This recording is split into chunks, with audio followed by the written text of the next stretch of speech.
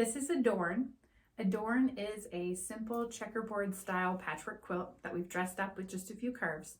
Adorn can be made with yardage or scraps, but if you've been to the blog, then you know that it was designed to work with pre-cuts.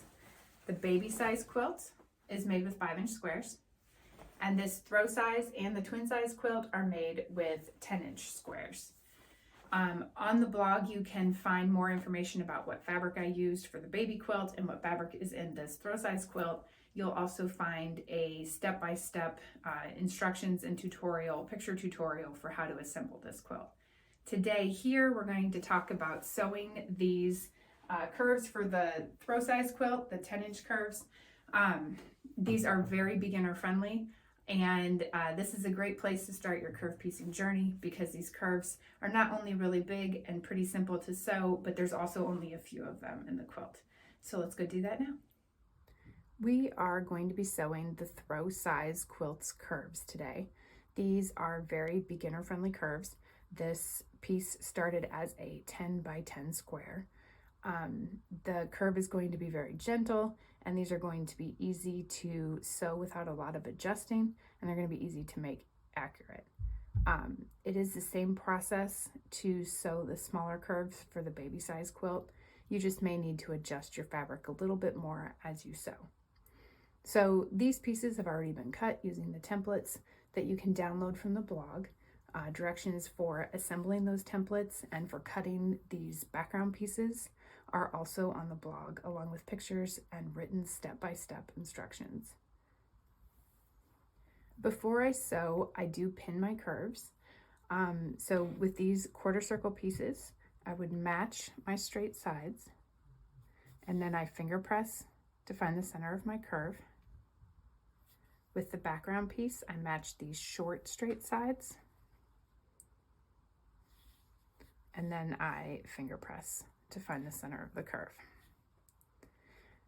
If you feel like you are going to want to add more pins, just make sure that you are folding to find equal distance spots on your curve. So you can fold again and crease again, and you can see how you would have an extra 2 spots to pin. So for this one, again, take your center point back to the short straight side and finger press to find 2 more spots. This just makes sure that you actually want the places lined up that are shown. If you're just adding pins randomly to your curve probably won't be as accurate. Now, I don't think that you need more than 3, but if you add more, that is how you would do it. Okay, so then we're going to take our fabric and we're going to put them right sides together, lining up those creases, and then we pin. And then the most important pin is going to be these at the end of the curve. We're going to want to make sure that our short straight side of this background piece is lined up with the straight side of our quarter circle.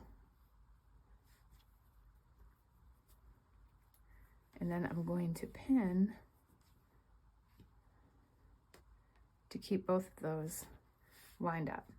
I'm going to want these straight sides to stay lined up the entire time I'm sewing my curve.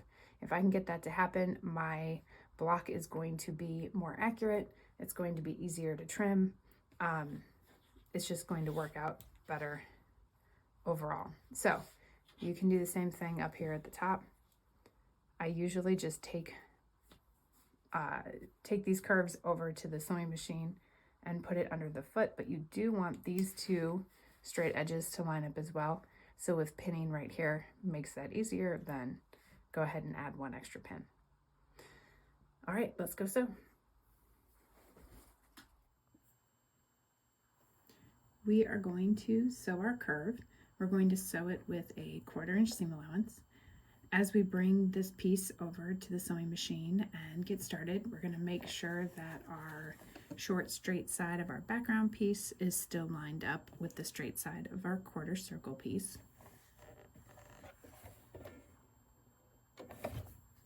We're going to get the curve underneath the foot. I'm going to take out that pin and take just a few stitches to get it set. And then I'm going to line up my background fabric with my quarter circle fabric, just like you would if you were sewing a regular block.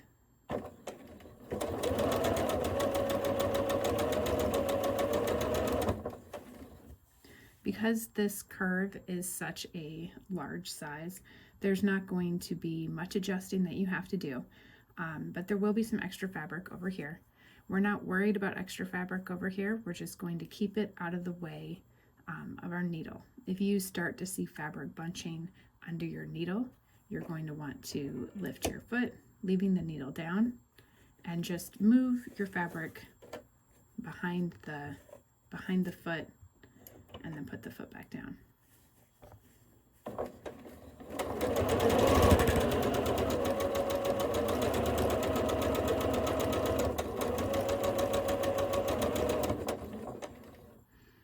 Okay, so here we've gotten to that center pin. We know that these two places on our curves are supposed to match, and they do. So we can take out our pin and then line up the fabric for the back half of the curve.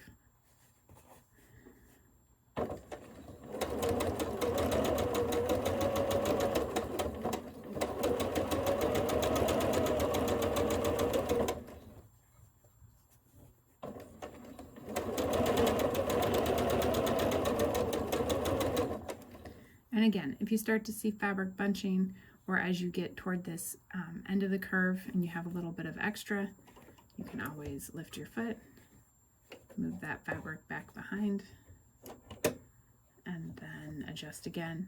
You can also just very gently pull it towards you, and that'll get rid of some of that extra as well.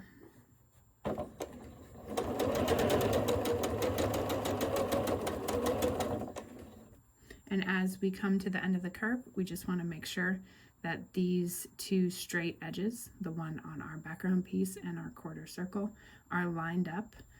I leave this pin in as long as I can.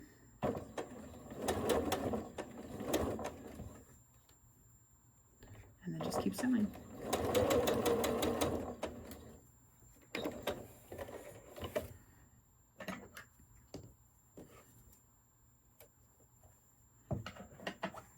And there it is.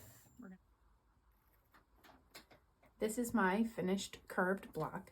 I have pressed this fabric away from the curve, and you can go back to the blog to see which fabric you want to press toward and which fabric you want to press away in order to have your blocks nest as you sew together your quilt top. We're going to trim this block. When we're done trimming, it's going to measure 10 by 10 inches, and you will have a 1/4 inch of fabric up here at the top of the curve of this background fabric, and a 1/4 inch of background fabric down here at the bottom of the curve, and that will be sewn into the seam allowance as the quilt comes together. So to trim this block, we line up the straight sides of the quarter circle as best we can, and then we are going to trim the background first.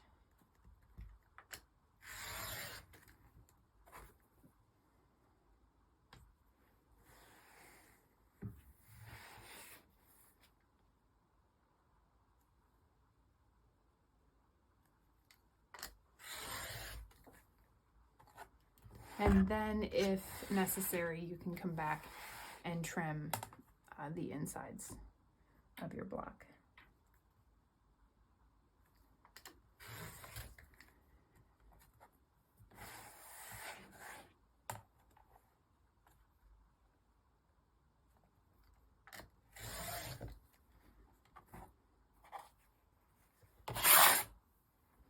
And there's our finished curved block.